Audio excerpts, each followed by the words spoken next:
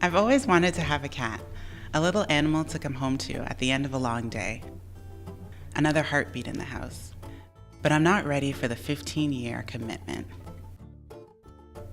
And then a few years ago, I came across an ad for Annex Cat Rescue. Volunteer foster homes were needed for rescued street cats. Now this sounded exactly like what I wanted, the opportunity to live with cats on a short-term basis. And the ad included the magic words, "No experience necessary." So I contacted Annex Cat Rescue and signed up right away.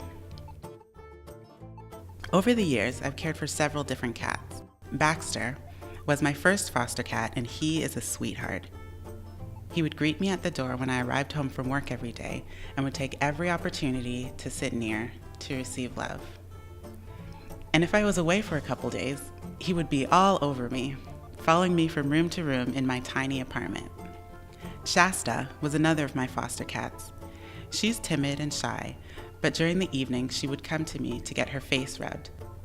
When she really got into it, her purr would sound like a car motor, and she would start drooling. It created a bit of a mess, but it was pretty adorable. I know you're not supposed to have favorites, but Max was mine. He's endlessly curious and would always find new things to do and explore.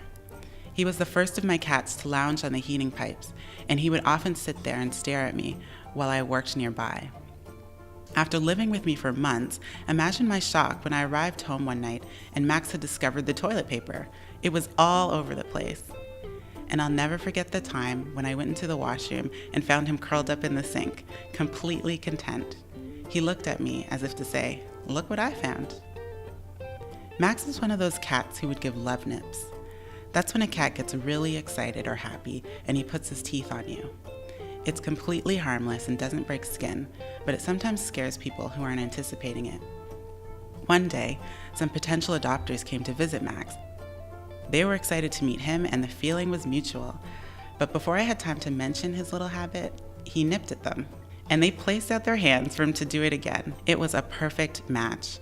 They took him home the next day. 2 weeks later, Shasta came to live with me. And now, after 5 months, she's on her way to a new home.